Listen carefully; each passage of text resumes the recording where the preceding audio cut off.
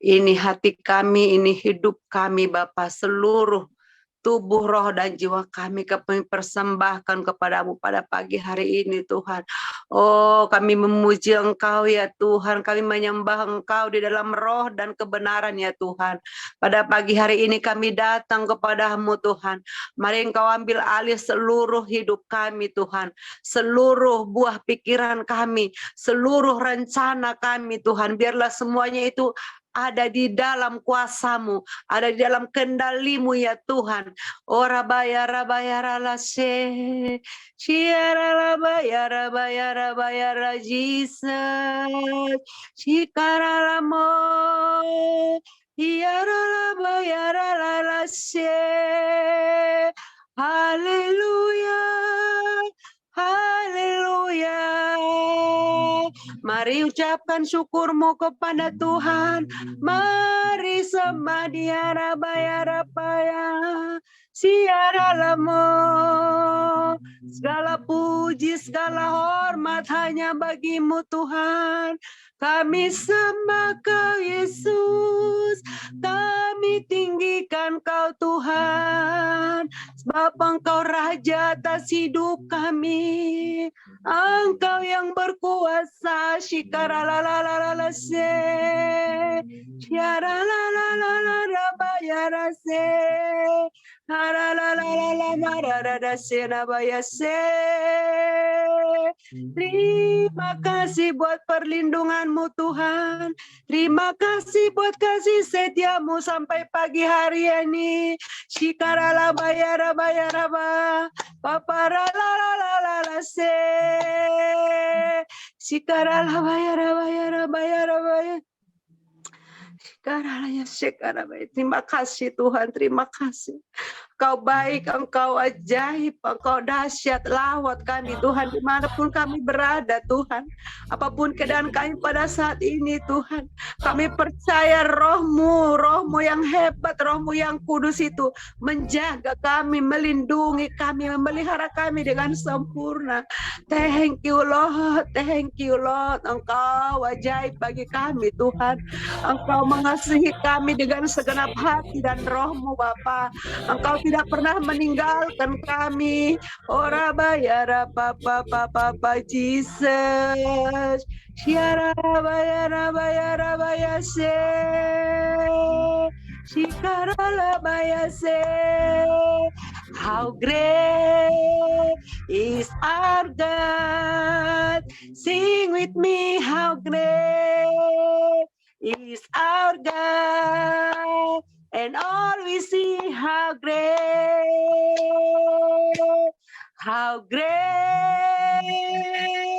is our God. Katakan how great, Engkau Allah yang besar. How great is our God. Sing with me, how great is our God. And all we see how great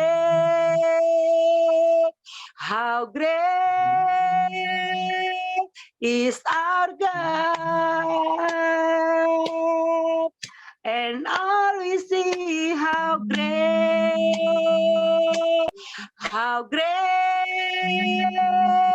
is our God. And all we see how great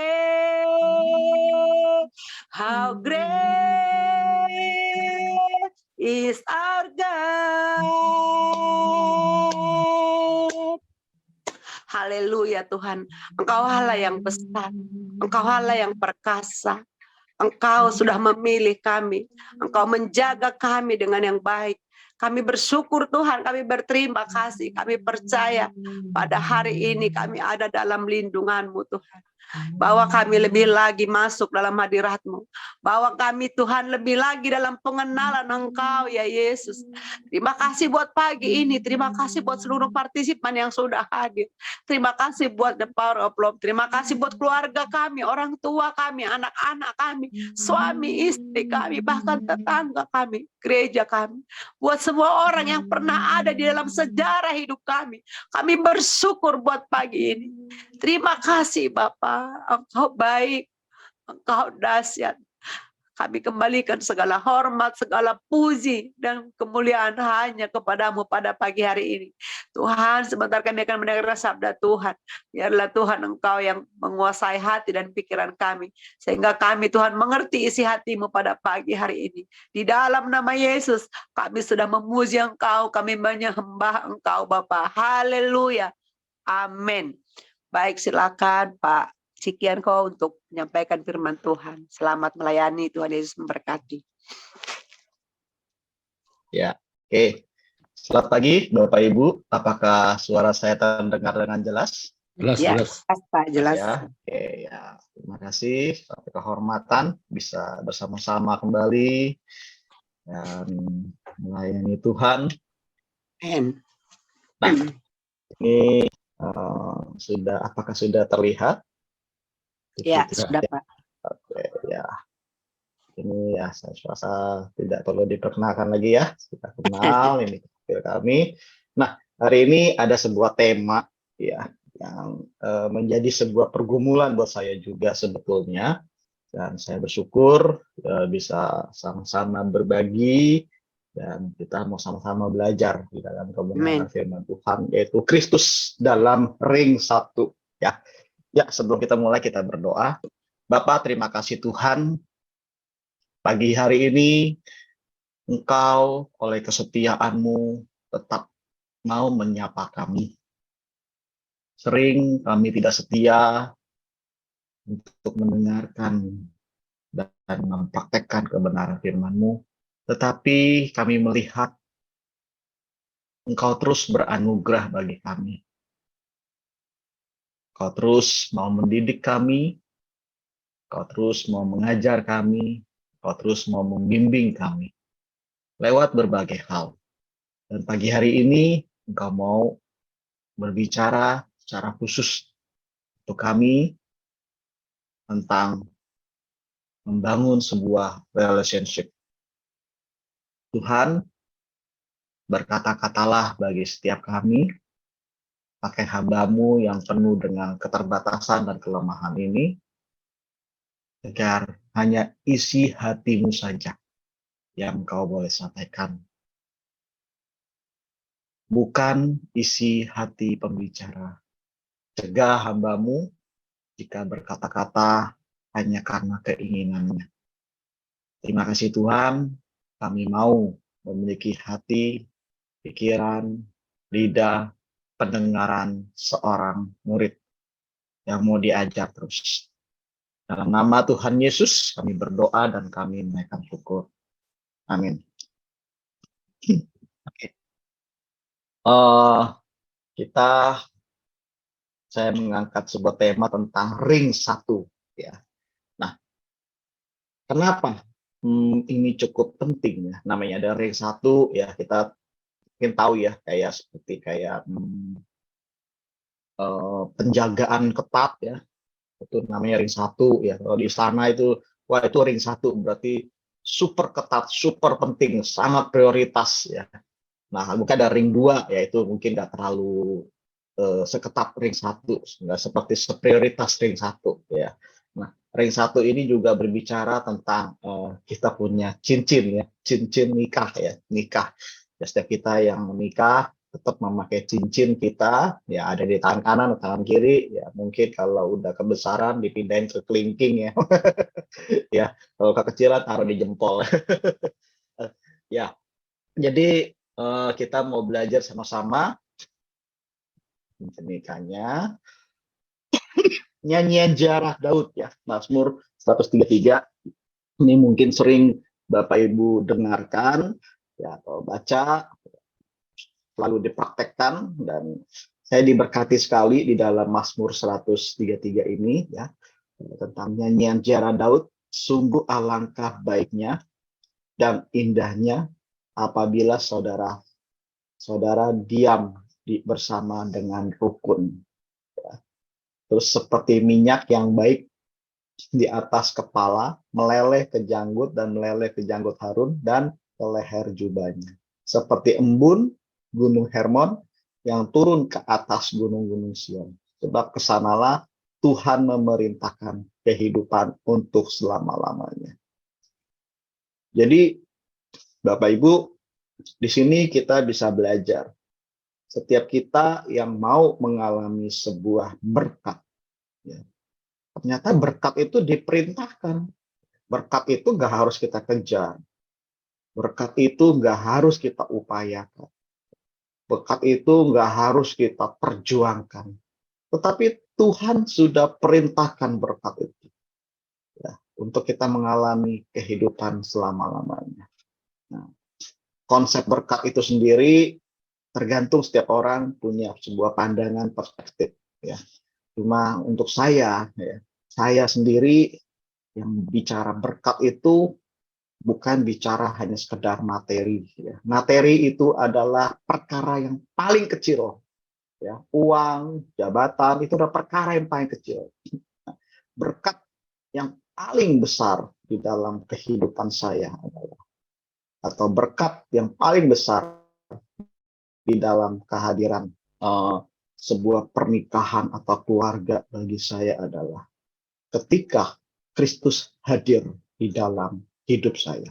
Ketika Kristus hadir di dalam sebuah pernikahan. Ya.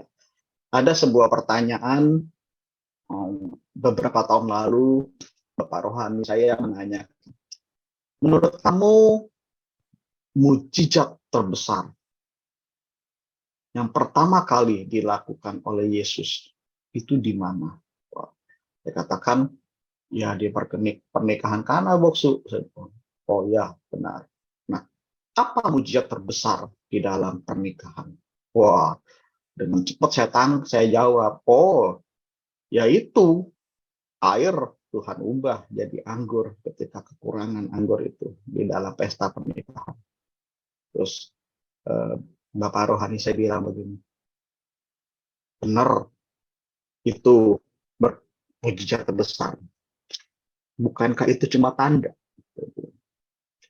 Lalu apa mujizat terbesar? Bagaimana anggur itu bisa berubah menjadi air? Siapa yang melakukan? Nah, dari sini bisa disimpulkan bahwa mujizat terbesar di dalam setiap kehidupan atau di dalam pernikahan apabila Kristus hadir. Yuk, sama-sama kita katakan, mujizat terbesar adalah bila Kristus hadir. Ya, jadi kalau Kristus nggak hadir, ya anggur nggak bisa berubah jadi air nggak bisa jadi anggur. Ya. Nah, dari sini bagaimana supaya kita bisa mengalami berkat itu? Ya. Apabila di ayat pertama, kita hidup di dalam kerukunan. Ya, hidup di dalam kerukunan. Ya. Saya banyak melayani keluarga-keluarga. Ya. Keluarga-keluarga secara materi dia oke, fine. Ya. Secara kecakapan, good. Tetapi hidupnya nggak ada mengalami sebuah kerukunan. Ya. Terlihat dia diberkati, tapi nggak ada kerukunan. Karena itu apa? Dia nggak pernah mengalami Kristus di dalam pernikahan, dalam keluarga. Akhirnya apa? Banyak sekali permasalahan. Berkat datang, pergi, terus kehidupan, banyak sekali problem dalam hidup. Nah, dari sini kita mau belajar sama-sama bagaimana dan apa yang telah Kristus lakukan buat kita. Ya. Dan bagaimana respon kita untuk bisa hidup dalam rukun. Bagaimana kita bisa mengalami agar berkat itu diperintahkan dalam kehidupan kita. Yang pertama adalah komunikasi yang sehat. Ya, saya mengutip dari founder Kegerakan Pria Sejati, Bapak Edwin Louis Cole, ya almarhum, dan beliau katakan ada 3 hal yang bisa membuat keluarga menjadi sehat. Yang pertama adalah komunikasinya sehat. Ya. Komunikasi dibagi menjadi 2, yaitu komunikasi secara vertikal. Ya.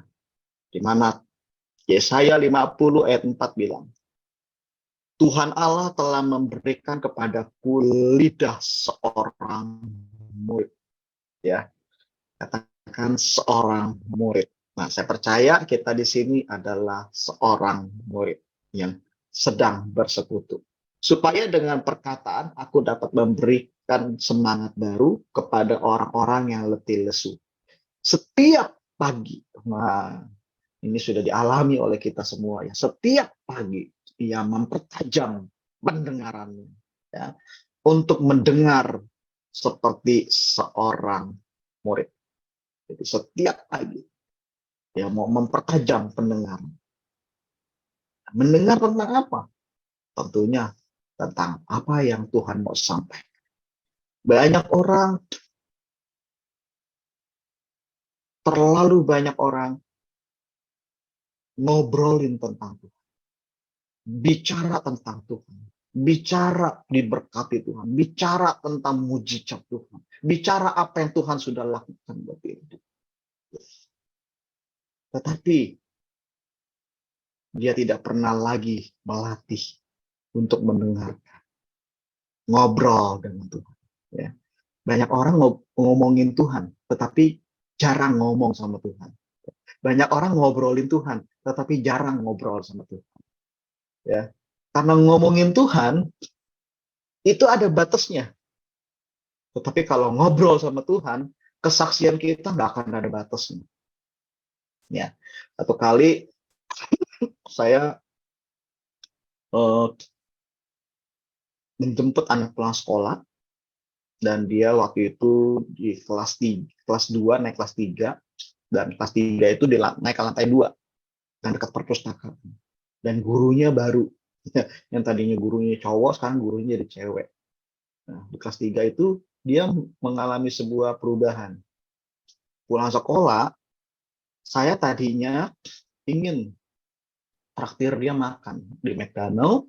Habis traktir makan McDonald, saya mau ajak dia nonton movie. Saya udah izin sama istri saya, pulang sekolah aku mau ngajak dia nonton movie. Karena di dalam masa pertumbuhannya saya perlu mendampingin dia, ngobrol, bicara hati ke hati, ya tanpa ada orang lain, cuma kami berdua. Setelah itu dia pulang, dia ngobrol. Tahu nggak Pak? Aku tadi sekarang udah naik kelas 3 Pak. Aku sekarang posisi kelasku tuh di lantai 3. Dan aku, perpustakaannya Pak. Banyak sekali buku-bukunya Pak. Aku cari-cari buku ini Pak. Terus tahu nggak Pak? Aku sekarang punya teman baru loh Pak. Aku punya teman baru. Dan guruku sekarang bukan Mister lagi Pak. Tapi Miss Pak. Missnya baik deh Pak. Aku udah aja, dia cerita panjang lebar. Terus gue cerita sampai McDonald-nya itu kelewat. Karena saya mendengarin dia gitu loh. McDonald-nya kelewat. Ya. Terus udah begitu, ya karena udah terbiasa ya bolak-balik. Harusnya saya lurus ke arah bioskop, malah saya belok kiri ke arah pulang rumah. Dengerin deh terus ya, karena kita dilatih bagaimana pria itu harus mendengar, karena mendengar adalah bagian dari sebuah pelayanan. Waktu saya dengerin, ya ampun, gagal semua hal-hal yang mau saya berkatin dia gitu kan. Nah, dari ini saya merenung, bukankah kamu juga suka begitu sama Tuhan? Banyak ngomong sama Tuhan, banyak ngeluh sama Tuhan, banyak cerita sama Tuhan. Kamu nggak pernah kasih Tuhan kasih kesempatan ketika dia berbicara. Kamu jarang mendengar. Kamu apa? Suara itu lebih banyak suara kamu ke Tuhan. Tetapi ketika Tuhan bersuara, kamu nggak pernah berdiam diri. Kamu nggak pernah lagi yang namanya mendengarkan apa yang Tuhan mau kerjakan. Ya, tentunya lewat firman Tuhan ya. Tidak secara audible. Hai Cikian dari langit turun. Hai Cikian, hari ini aku mau berkata kepadamu. Ya nggak kayak gitu juga ya. Kalau kayak gitu mungkin saya kabur juga ya, takut ya. Ya, jadi nggak seperti waktu zaman Musa gitu ya. Nah, tetapi lewat kebenaran firman Tuhan, lewat renungan, lewat penyembahan tadi, lagu pujian, ya kita bisa mengenal isi hati Tuhan. Nah itu komunikasi yang sehat adalah bagaimana kita banyak mendengarkan, berdialog, ya. Bahasa Inggrisnya dialog apa Pak Sur Bakti? Dialog gue ya tulisannya ya. Dialog gue. Kalau dialog itu berarti ada dia, ada lo, ada gue, gitu ya. Jadi 2-3 orang berkumpul, sepakat ya Tuhan hadir. Enggak, ini cuma cocok logi ya. Nah, ada komunikasi yang kedua adalah komunikasi yang sehat, itu komunikasi secara horizontal. Hai saudara yang kukasihi, ingatlah hal ini. Setiap orang hendaklah dia cepat mendengar dan lambat untuk berkata-kata dan juga lambat untuk marah. Ya, saya jujur ya, ayat ini sangat menyinggung saya. Saya nggak tahu Bapak Ibu tersinggung apa enggak. Kalau saya tersinggung banget. Nah, singgung banget kenapa? Ya saya memang sulit untuk mengontrol. Untuk kadang-kadang ya bersama dengan istri, dengan anak ya. Di waktu-waktu tertentu nih, kalau lagi jam-jam sibuk, kalau lagi saya lihat, wah ini saya mau melayani mereka, saya kurang nih, saya kurang mendengarkan istri. Nah, kalau lagi sadar nih Bapak Ibu, saya coba atur. Ya. Ketika istri ngomong, saya dengerin. Anak ngomong, saya pandang. Bahkan anak saya yang terakhir ya, untuk ngobrol sama dia, itu nggak bisa main sambil main handphone. Nggak bisa sambil ngetik laptop, nggak bisa sambil baca buku, nggak bisa kalau saya usaha juga sambil bisnis, nggak bisa. Ya. Dia akan berhenti. Kalau dia ngomong, saya nggak menatap wajah dia akan berhenti ngomong. Terus dia ngomong begini, Papa, Kathy lagi ngomong. Liatin Kathy dong. Langsung gitu saya sadar, iya nih, pria sejati masih sontoloyo. Akhirnya saya tatap dia, saya lepaskan semua kerjaan saya tatap dia. Oke, saya pahami hatinya. Ya, saya mulai gali pertanyaan-pertanyaan jurnalistik. Kenapa kamu harus begitu? Bagaimana? Ya, kapan? Terus apa yang harus dilakukan? Apa yang harus Bapak lakukan? Nah, saya mulai menggali hatinya ya. Cara kita ingin tahu hati anak-anak, Bapak Ibu, itu caranya. Ya, surfing. Ya, dengan pertanyaan kenapa, mengapa, jangan selalu mudah katakan tidak boleh, jangan. Tapi kenapa?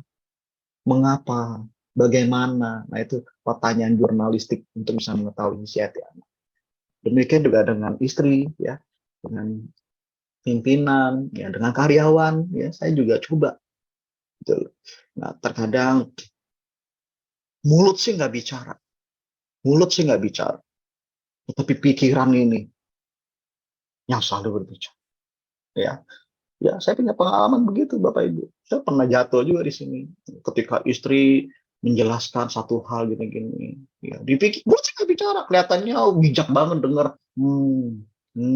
ya. Tapi pikiran bicara, udahlah, masalah gitu doang, terlalu lebay, ya kan?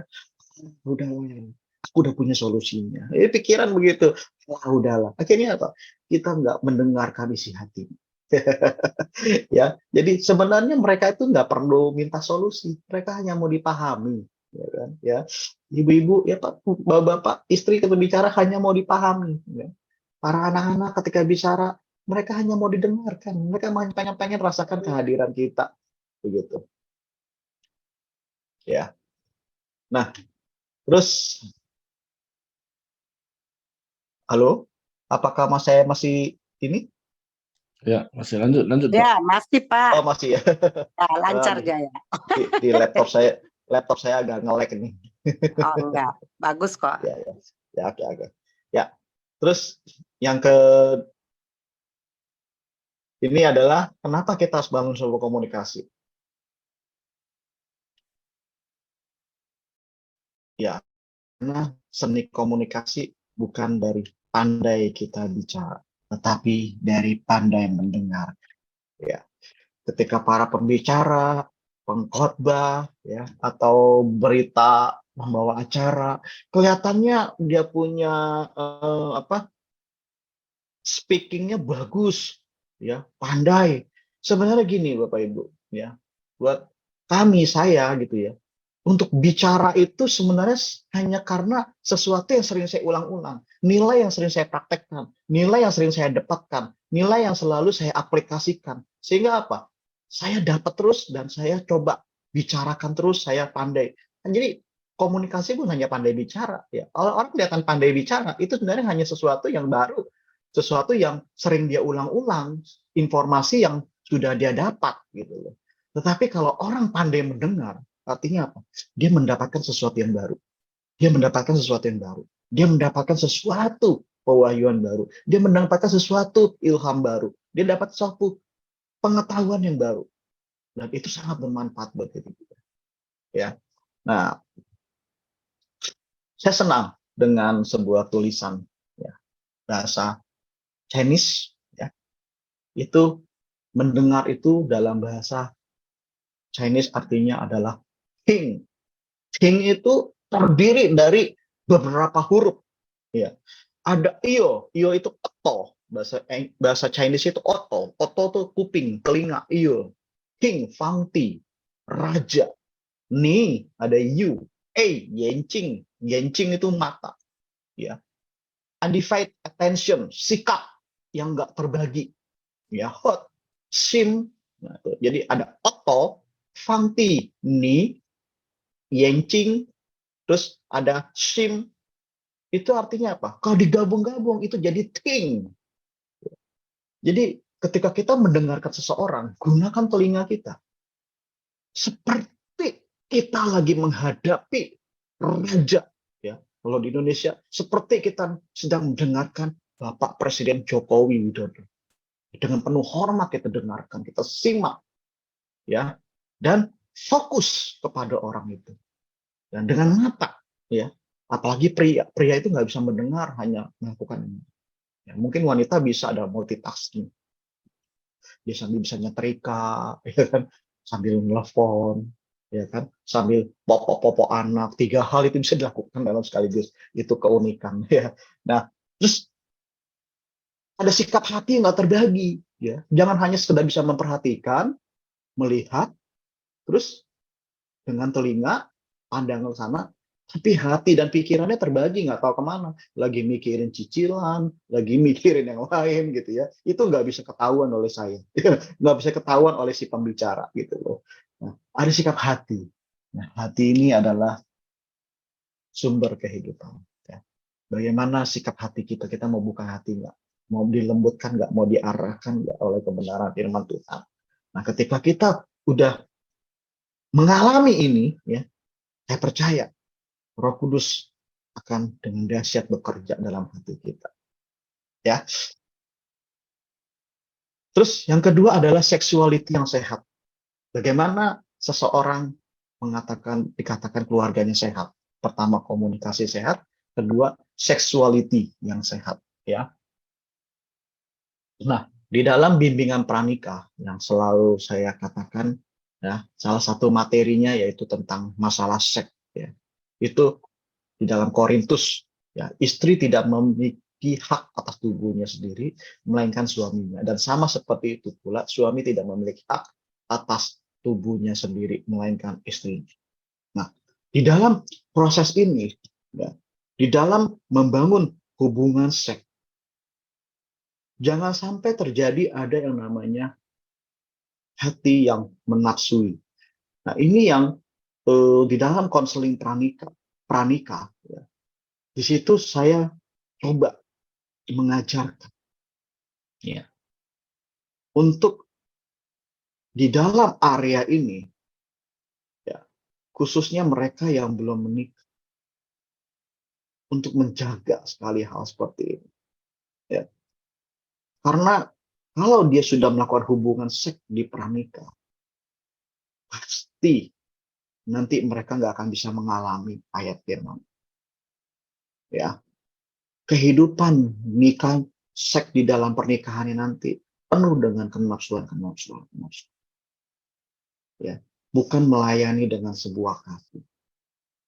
Nah, Roma 12 ayat 10, hendaklah kamu saling mengasihi sebagai saudara dan saling mendahului dalam memberi hormat. Ya. Sexuality tidak hanya bicara hubungan pasutri istri, tetapi juga bicara tentang bagaimana kita mengungkapkan bahasa kasih. Nah, apa bahasa kasih Bapak Ibu? Ada bahasa kasihnya pemberian, apresiasi, sentuhan, quality time, ya, dan banyak hal, ya. Ada 5 bahasa kasih. Nah, satu kali ada anak rohani saya, dia coba mempraktekkan bahasa kasih tentang apresiasi, ya. Ed Cole selalu bilang, katakan kepada istrimu bahwa engkau adalah anugerah terindah dalam hidup dan aku sangat mencintai. Wah, waktu itu dia pulang camp dengan semangat, dia omongin itu, ya. Setiap dia omongin itu, istri dia bilang, ah lebay lu, pasti ada maunya nih, ya kan? Jangan so romantis deh. Lu habis makan obat apa sih kok jadi berubah begini gitu kan. Dan itu dia praktekkan, nggak ada perubahan dalam hidupnya gitu. Lalu datang ke saya, kok kayaknya itu statement nggak mempan ke istri gue. Loh kenapa? Saya selalu ngomong I love you sama dia. Halo cinta, I love you. Pagi cinta, I love you. Nggak ada perubahan. Istri gue bukan tipe romantis kali ya? Atau cara ngungkapin saya yang salah? Dia bilang gitu. Nah, saya inget nih bahasa kasih. Mungkin bahasa kasih istrimu bukan appreciation. Coba yang lain. Masih ada 4 lagi. Pemberian kah? Quality time kah? Ya kan? Sentuhan kah? Didengarkan kah? Coba. Wah, dia coba dengan pemberian. Wah, satu kali istrinya ulang tahun, dia beliin cincin. Cincinnya diukir nama dia sama suaminya, terus tanggal pernikahan. Gitu loh. Wah, dia kasih cincin. Ya, agak sedikit mewah lah. Terus dia kasih. Pas dikasih, dia baca. Wah, dia lihat suaminya ingat tanggal pernikahannya. Ya kan? Wah, langsung dipeluk suaminya. Terharu istrinya, nangis. Gitu. Nah, di sini dia cerita lagi besok. Kok bener kok. Waduh, sekarang kok dia mulai mau dengerin saya kok. Wah, sekarang saya menikmati yang namanya keluarga setelah puluhan tahun. Nah, berarti bahasa kasih istrimu adalah pemberian. Siap-siap kantong, saya bilang. Ya, pemberian itu nggak harus ini ya, yang mewah-mewah ya, Bapak Ibu. Pemberian itu yang penting gini, dia diberi sesuatu, diberikan surprise ya, atau diberikan kebutuhannya gitu. Nah, itu kita jadi kenal bahasa kasihnya. Nah, kalau istri saya tuh bahasa kasihnya itu bukan pemberian. Satu kali saya beli dia HP terbaru, katanya HP-nya udah usang gitu ya. Dan dia setia gitu loh, dan setia nggak mau ganti HP. Dia ganti HP kalau rusak dan kalau nggak bisa dipakai ya sama aja ya. Nggak bisa rusak atau nggak bisa pakai atau hancur, baru dia ganti. Karena waktu zaman masih pendekatan sama dia pernah loh HP itu tuh dikaretin sama dia. Yang penting berfungsi, dia nggak peduli kayak gitu-gitu. Saya beliin HP, saya taruh, mau kasih surprise gitu kan, mau praktekin bahasa kasih. Saya taruh di bawah tudung saji, saya tutup, terus saya ke kamar, saya miss call. Dia bilang, kok HP ada yang bunyi? Loh, itu sebenarnya buat dia, malah suruh saya ngangkat gitu. Terus, oh, HP baru, udah dilanjutin masak. Kagak dipegang, yang megang anak saya. HP baru, Pak, ajarin Pak gimana fiturnya. Ya, yang ribut kami yang berdua gitu. Dia mah kagak gitu kan, bahasa kasihnya gitu. Bahasa kasihnya adalah quality time. Kalau saya jalan berdua ke Indomaret aja, ke Indomaret gitu, lu ngobrol berdua gitu, di mobil ngobrol, itu dia merasa dicintai gitu loh. Itu bahasa kasihnya dia. Terus apalagi kalau umpamanya liburan keluarga, kita ngobrol ya kan. Makanya beberapa kali ada hal-hal penting dalam hidup saya yang saya sebenarnya harus hadir ya kan di dalam pembinaan. Tetapi karena udah jadwal liburan keluarga, ya udah, saya harus korbankan. Saya tinggalin itu semua dan saya prioritaskan liburan keluarga bersama dengan istri. Ya, ada satu kali seorang hamba Tuhan ditanya, Pak Pendeta, bisa nggak ngisi firman Tuhan, melayani di gereja kami? Bisa nggak melayani? Oh, kapan tanggalnya? Dikasih tahu. Aduh, maaf, saya nggak bisa. Saya ada pelayanan tempat lain. Wow, gitu kan. Nah, satu kali ketika hari hanya, ya, ada jemaat lain ngomong, loh, Pak Pendeta, kok kemarin katanya pelayanan, nggak bisa ngisi. Tapi kok saya lihat Pak Pendeta malah jalan-jalan sama keluarga.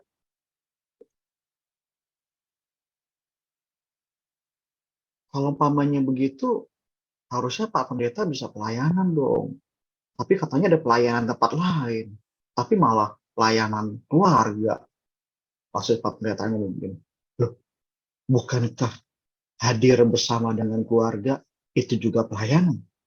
Jadi konsep pelayanan di kamu tuh apa? Gitu. Oh, saya berpikir Pak Pendeta ada pelayanan di gereja. Pak, enggak. Pelayanan bagi saya paling penting adalah di keluarga. Di gereja ya bisa kalau memang cocok waktunya. Kalau enggak ya hal prioritas di keluarga dulu. Bagi saya pelayanan itu nggak harus di gereja. Di mana-mana saya melayani, ya kan? Apalagi untuk keluarga. Nah, dari sini tersadarkanlah pemimpin itu. Ternyata pelayanan itu nggak harus di mimbar, di atas mimbar, tetapi di keluarga itu adalah mimbar yang paling penting. Ya. Anak-anak dan istri kita selalu melihat bagaimana kita mengkhotbahkan firman Tuhan lewat sikap dan perbuatan kita.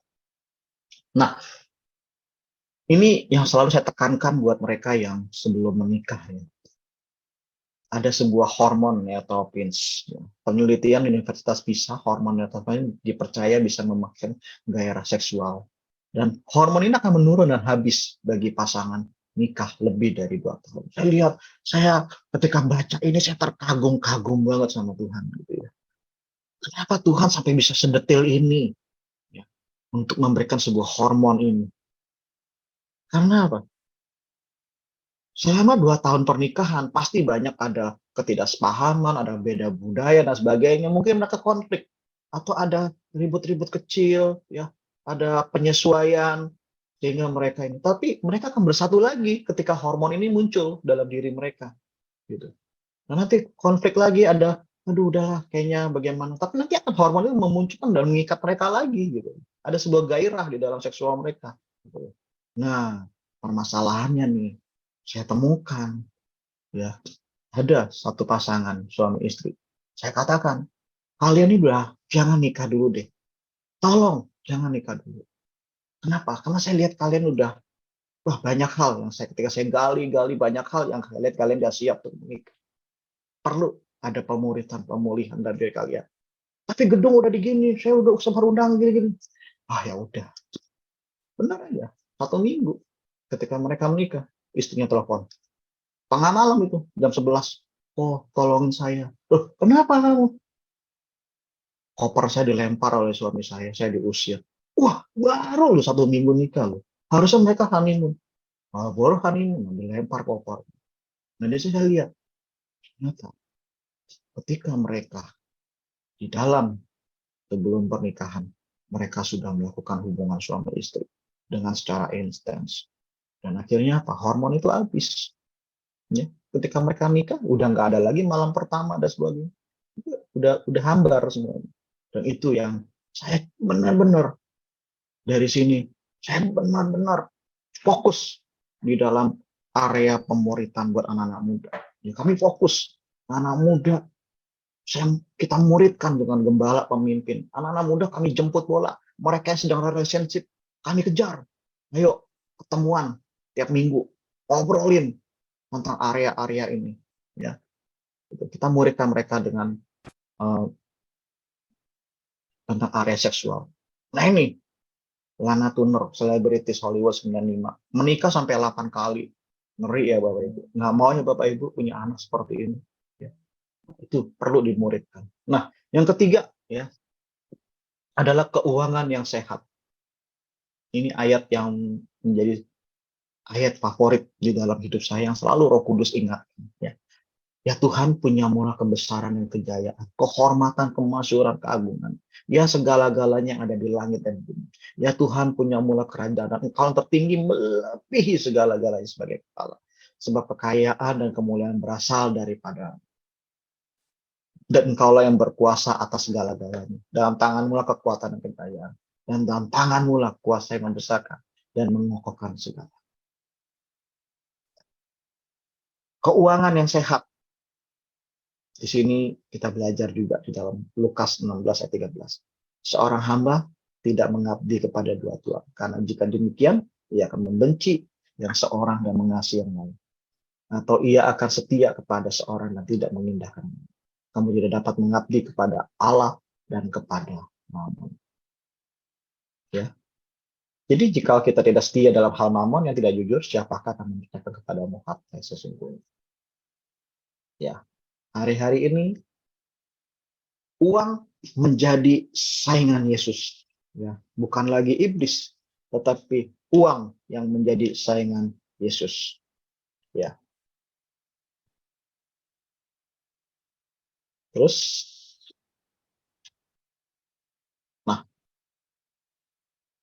Kenapa uang menjadi saingan Yesus?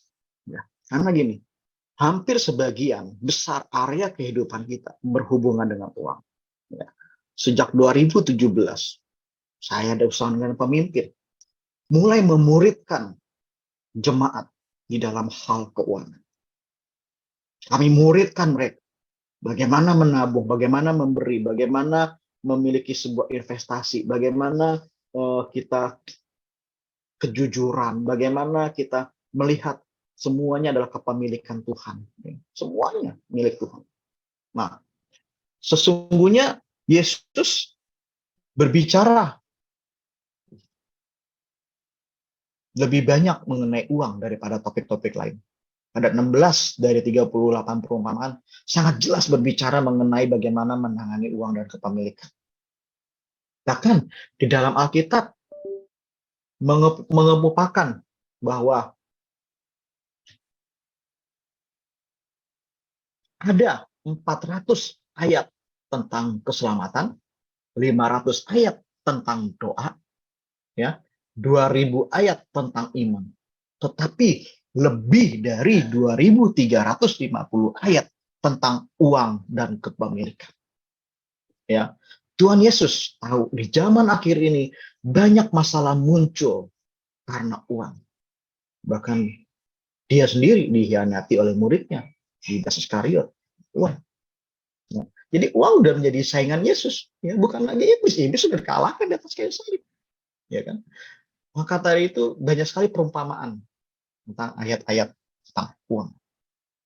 Nah, ini ada sesi yang khusus untuk bisa dijelaskan lagi nanti, ya, bagaimana seorang anak Tuhan memiliki sebuah perspektif yang benar tentang keuangan. Nah, banyak anak Tuhan gagal dalam hal mengolah keuangan. Ya, Larry Bucket, ya, saya mengikuti 2017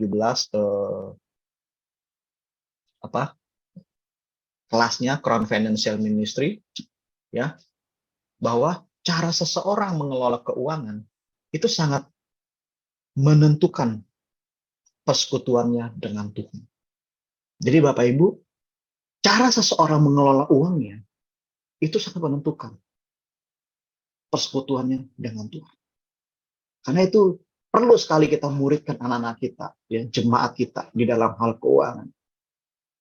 8 sampai 10 jam hidupnya bekerja, berkarir, bisnis, usaha, dagang. Rata-rata jemaat 8 sampai 10 jam, bahkan ada yang lebih. Fokusnya mencari uang. Nah, kenapa mereka melakukan sebuah seminar, cari seminar pemuritan itu di luar gereja? Kenapa gereja nggak punya peranan? Dari sini, saya bersama dengan pemimpin, tahun ini kita muridkan jemaat. Kita cari mereka yang lagi terikat hutang. Kita cari, kita muridkan bagaimana mereka menyelesaikan hutang. Apa yang harus mereka lakukan? Langkah-langkah budgeting apa? Pengeluaran apa? Saya sendiri bertobat di dalam hal ini. Ya. Mulai namanya kartu kredit, udah banyak. Dulu saya ada 2-3, saya gunting-gunting, udah. Saya buang. Mulai budgeting. Mulai lihat prioritas. Mulai ketinggian. Mulai saya mana yang prioritas dan sebagainya. Mulai bikin investasi, mulai kreatif untuk mencari income. Mulai saya bangun itu bersama dengan istri. Ya. Jadi jangan sampai uang menjadi saingan Yesus. Uang itu netral, ya. Dia bisa menjadi hamba yang baik, tetapi sekaligus dia bisa menjadi tuan yang jahat, ya. Uang itu netral, seperti pisau bisa menjadi, itu juga netral, bisa dipakai membunuh, membegal, tetapi di tangan seorang dokter ahli spesialis dia bisa menjadi alat bedah, ya. Nah, ini sebuah survei, ya, perceraian tertinggi di dalam masa pandemi di Indonesia, ya. Kantor Pengadilan Agama terus naik sejak 2018, ya. Itu ada sampai Januari, Juni 843 sampai Desember 1932 orang, dan Kepolisian kasus terbanyak adalah masalah ekonomi. 2019 juga masalah ekonomi. Jadi masalah ekonomi bukan berarti orang yang kekurangan uang, orang yang miskin akhirnya cerai. Enggak. Saya temukan mereka yang kelimpahan keuangan pun ketika tidak dikelola dengan baik, itu pun menimbulkan perceraian. Gitu. Saya melayani, ada keluarga, wah kehidupannya mapan semuanya, tetapi mereka mau cerai. Gitu. Kenapa? Gitu. Bahkan di dalam media sosial saat ini kasus perceraian yang paling tinggi, ya penyebabnya adalah yang paling tinggi nih. Kalau dulu perselingkuhan paling banyak dilakukan oleh pria, sekarang survei membuktikan perselingkuhan banyak dilakukan oleh wanita. Dengan media sosial, reuni dan sebagainya. Wow, saya temukan banyak sekali. Ya, dan dalam masa pandemi ini saya melayani 2-3 pasang yang kasusnya di situ areanya. Ya, mereka orang kaya, mereka orang berkelebihan secara materi, tapi bisa juga. Ya, ada juga yang mereka kekurangan, jatuh juga di sini. Ya, nah, bagaimana cara memulainya? Yaitu kita dalam Yohanes 13 ayat 34-45. Aku memberikan perintah baru kepada, yaitu supaya kamu saling mengasihi sama seperti aku telah mengasihi kamu. Demikian pula kamu harus saling mengasihi. Dengan demikian semua orang akan tahu bahwa kamu, ya kita adalah murid-muridku, yaitu jikalau kamu saling mengasihi. Dan pengharapan tidak mengecewakan, ya dalam Roma 5 ayat 5. Karena kasih Allah telah dicurahkan di dalam hati kita, dan oleh Roh Kudus telah dikaruniakan. Bapak Ibu, saya nggak tahu bagaimana kondisi komunikasi kita dengan Tuhan, dengan pasangan, dengan anak, dengan keluarga, bagaimana relationship kita, hubungan suami istri dalam area seksual, dalam bahasa kasih, apakah selama ini banyak mengalami sebuah kegagalan jatuh bangun. Dan yang ketiga, di dalam hal keuangan, apakah dikelola dengan baik? Karena itu semua milik Tuhan. Kita nggak bisa mengatakan ini milik saya. Ya, bagaimana? Ya, saya juga terapkan juga di gereja. Saya selalu matikan lampu WC kalau di gereja. Dan saya marah. Ya, karena saya pemimpin di gereja, saya marah kalau umpamanya AC itu nggak dimatiin. Jangan pikir ini semuanya adalah milik Tuhan. Milik gereja. Ini semua milik Tuhan. Kalau makan pun sama anak, kalau ngambil saus ya di McDonald apa, ambil secukupnya. Saya akan marah kalau ngambil banyak-banyak tertinggalin. Kalau makan nggak habis, walaupun tinggal 2 potong tempe, bungkus bawa pulang. Karena itu makanan sudah diberkati, kita berkati, bungkus bawa pulang. Kita makan di jalan atau besok bisa kita makan jaring lagi. Saya nggak malu Bapak Ibu. Di rumah pun coba makanan, coba ambil sedikit. Saya bisa kadang-kadang di rumah makan bisa 3-4 kali nambah. Kenapa? Karena saya ngambil dikit-dikit. Kalau nambah, saya nambah lagi, nambah. Daripada saya ambil banyak-banyak. Ya, saya coba biasakan juga kalau makan warung Padang, saya rasa kayak kenyang, udah nasi setengah aja, tapi saya bayar full. Daripada saya harus buang semua. Ya, apalagi kalau di kondangan saya kadang-kadang melihat itu apa lapar mata gitu ya. Ih, ini enak di prasmanan ambil sampai ujung nggak gunung gitu. Pas dimakan, aduh kenyang, ditaruh di kolong meja, di kolong bangku. Aduh, saya sedih banget kalau ngeliat kayak gitu ya. Kita coba hargai semuanya itu adalah milik Tuhan, nggak ada milik saya. Ya, nggak ada milik Tuhan. Tetapi itu semua adalah milik Tuhan yang Tuhan percaya. Dan kita harus setia di dalam hal ini. Bagaimana kita memulai? Jalankan itu semua berdasarkan. Saya sadar setiap kita adalah orang-orang yang mungkin gagal di dalam 3 area ini. Tapi percayalah, ada Kristus. Sekalipun kita gagal, itu akan tidak pernah bisa menggagalkan kasih Allah kita. Dia akan terus memimpin kita. Karena apa? Kasih itu dicurahkan di dalam hati kita. Artinya sudah ada. Ya. Tinggal bagaimana respon kita menjalankan kasih itu sebagai perintah satu arah. Ya. Bukan timbal balik, tapi perintah satu arah. Kebenaran. Kiranya kasih karunia Tuhan menolong dan merengkuh kita untuk bisa memiliki hati seorang murid. Mari kita berdoa. Bapa di sorga, terima kasih Engkau banyak berkata-kata terhadap diri. Biarlah kebenaran firman ini tidak berhenti sebagai sebuah pengetahuan dalam diri, tetapi bagaimana Roh Kudus terus membimbing, mengarahkan, bahkan memaksakan untuk berjalan di dalam rel yang benar, untuk membangun sebuah komunikasi yang sehat, seksualiti yang sehat, dan keuangan yang sehat. Sehingga kami pun bukan hanya sekedar dimuridkan, kami pun boleh memuridkan generasi-generasi muda, agar mereka boleh memiliki kemenangan di dalam Kristus. Dan kemenangan itu sebenarnya sudah Tuhan Yesus lakukan di atas kayu salib. Dan kami adalah Kristus-Kristus kecil yang akan siap menjalankan kasih sebagai perintah satu arah. Terima kasih Bapa, berkati komunitas ini. Dalam nama Tuhan Yesus kami berdoa. Amin. Terima kasih. Shalom. Ya, Dutia, silakan. Haleluya, luar biasa Bapak Ibu ya. Aduh, saya dikuliti nih pagi ini Pak, dikupas ya, luar biasa. Terima kasih Pak Cikianko buat firman Tuhan yang luar biasa, yang dahsyat banget pagi hari ini, banyak memberikan pelajaran buat kita.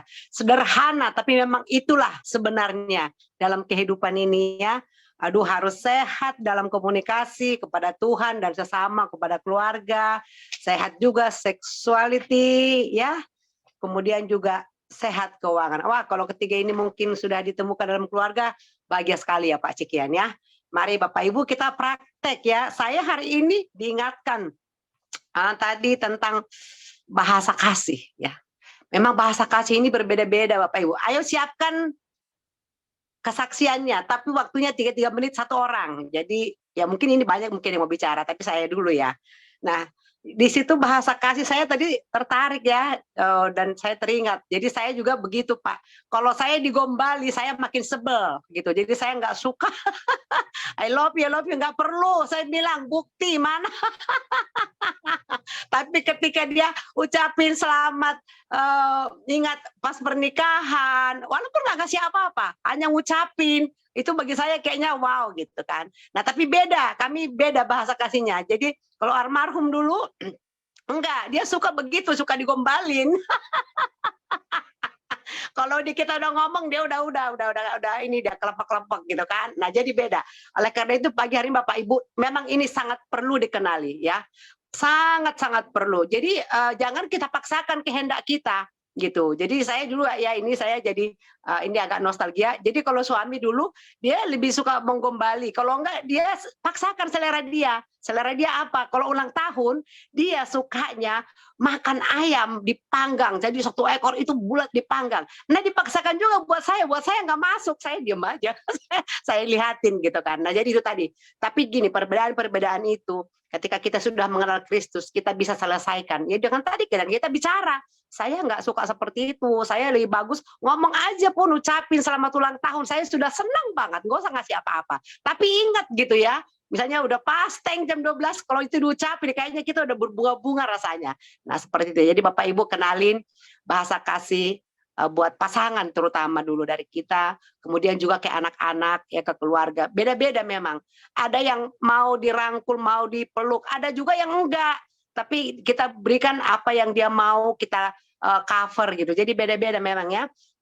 Jadi ini memberikan pembelajaran buat kita Bapak Ibu. Dan juga tadi masalah keuangan ya. Kristus itu di saingannya uang. Kita sedih ya kalau dengar seperti itu gitu ya. Nah dan kemudian juga tadi saya diteguhkan lagi dengan ketika makan berfoya-foya. Anak sekarang, waduh saya termasuk anak cucu di rumah. Itu kayaknya mudah banget, nasi buang-buang. Nah hari ini saya diingatkan saya harus memuridkan mereka. Ya sekali lagi terima kasih buat firman Tuhan yang luar biasa, sederhana tapi amazing. Baik Bapak Ibu silakan yang mau bersaksi, mau bertanya, buka mic-nya langsung. Tapi 3 menit ya, jangan panjang-panjang biar yang lain kebagian. Silakan Bapak Ibu. Selamat pagi. Baik, selamat pagi Bu Lydia kayaknya suaranya. Ah ya, mantap. Iya. Silakan Bu. Sebenarnya ini bagus kalau suami istri ya yang mengikuti. Ah itu, nggak ada suaminya di situ ya? Nggak ada. Nah, itu Oh iya harusnya iya. Ya harusnya nanti dibikin lagi Pak Surbakti, Pak Sutri nanti. Oke, lanjut Bu. saya salut dengan Pak Victor dan Bu Dewi selalu berdua. Amin. Saya ingin sebenarnya ya suami istri duduk bareng mendengarkan firman Tuhan supaya apa yang menjadi kendala dalam rumah tangga itu bisa kita cari solusinya. Dan hal seperti ini, hal keuangan terutama ya, itu memang sangat sensitif. Apalagi banyak, mungkin bukan hanya saya ya, bahwa istri tidak berpuasa memegang keuangan itu benar-benar menyiksa. Seperti tidak dikasih tanggung jawab, seperti tidak dipercaya begitu ya. Dan seperti apa ya, pasangan kita kalau misalnya dia marah, dia tidak mau bicara, tidak mau menunjukkan, ini loh salahmu, tapi diam berhari-hari, itu juga menyiksa. Satu rumah tapi berdiam, itu menyiksa sekali. Bahkan timbullah yang harusnya tidak ada perselisihan, jadi ada perselisihan. Ada dia bicara tidak mau menjawab, dan akhirnya seorang istri juga apa sih sebenarnya permasalahannya, sebenarnya itu apa? Cenderung kita yang masih mementingkan ego kita ya cenderung untuk membalas. Itu saya akui, untuk membalas saat dia sudah luluh, saat pasangan kita udah luluh, dia berusaha menyapa kita dan tidak sesuai dengan hati kita, itu malah semakin menimbulkan masalah. Jadi yang saya mengganjal seperti itu tadi, tidak ada masalah, tidak ada perkara, tahu-tahu diam, diajak bicara, diam, tidak mau menjawab, dan tidak diselesaikan.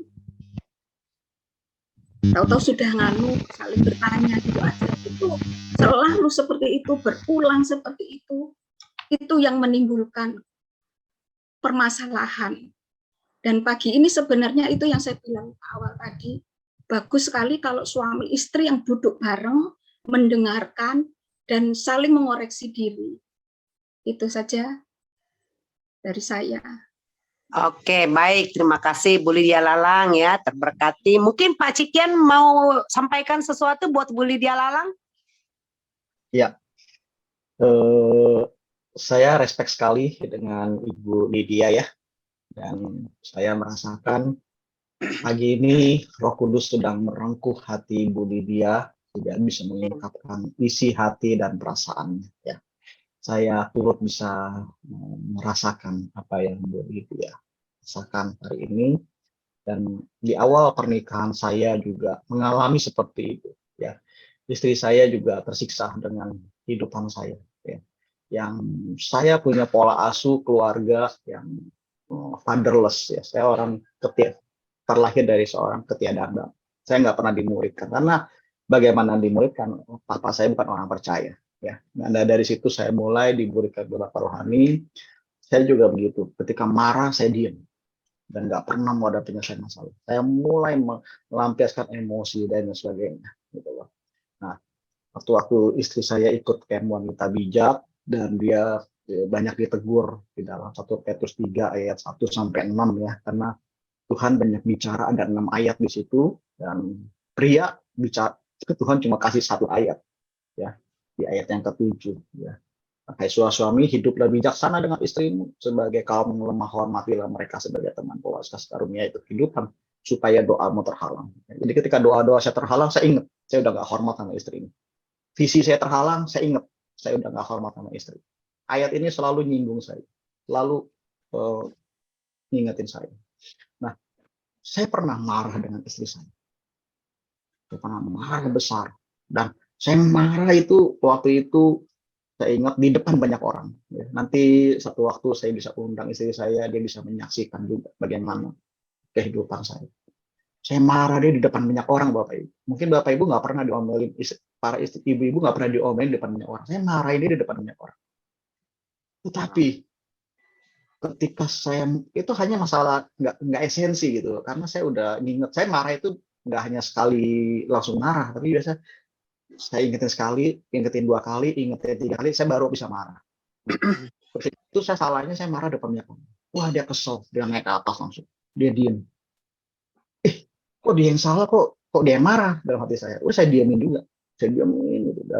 Tapi Roh Kudus ingetin lagi, sebelum matahari terbenam padamkan amarah. Roh Kudus ingetin lagi gitu loh. Di situ saya coba apa ya?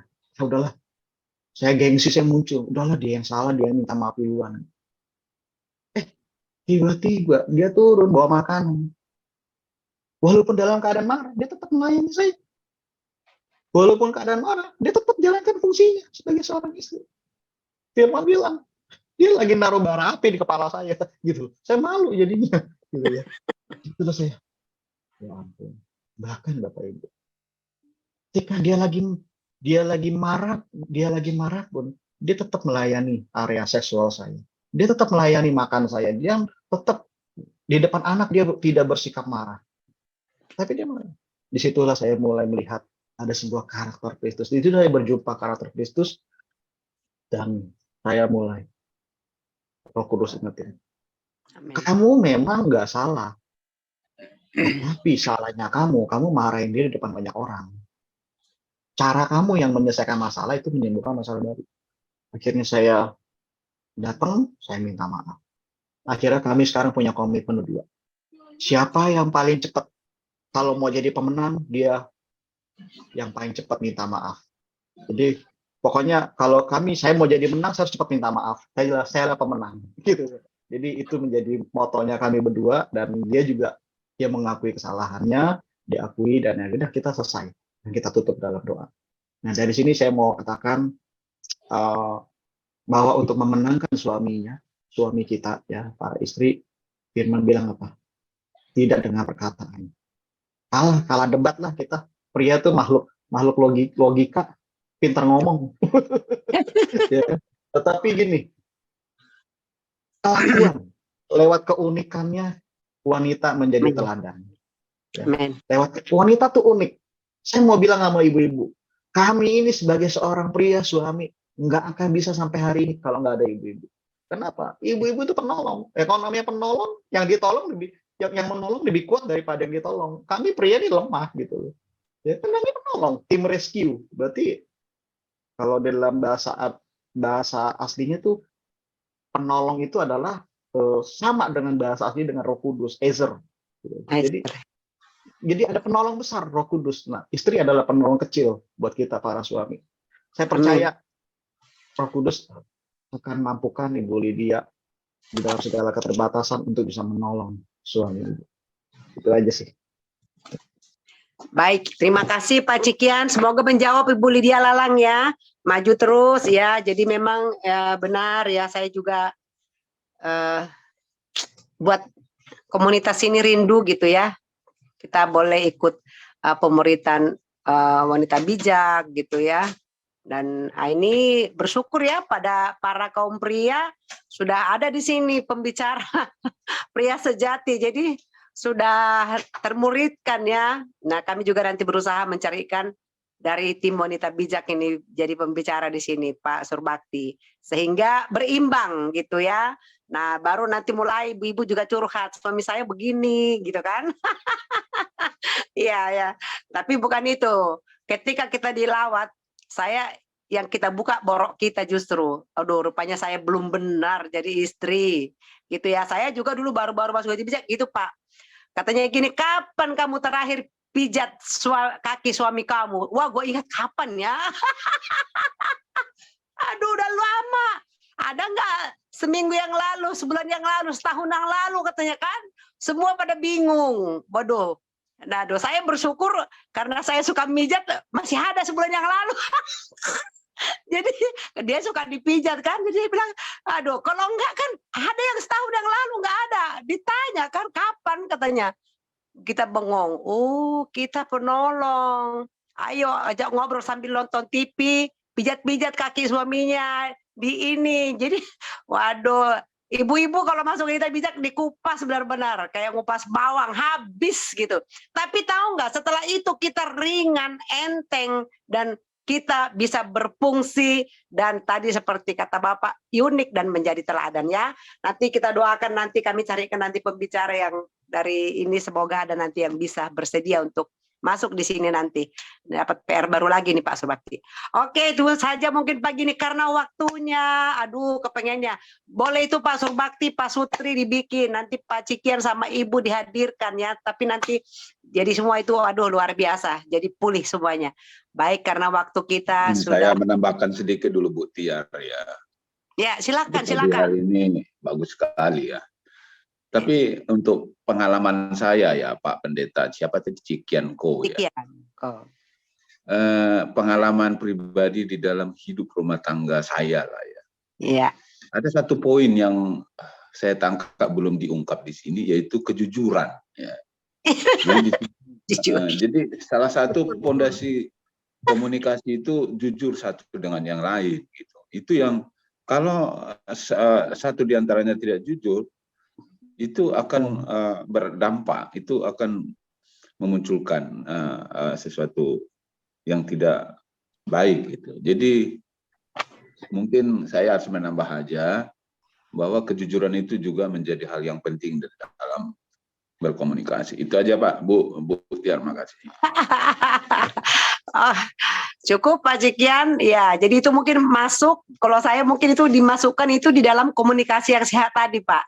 Cuman tadi Pak Cikian memang tidak singgung ya.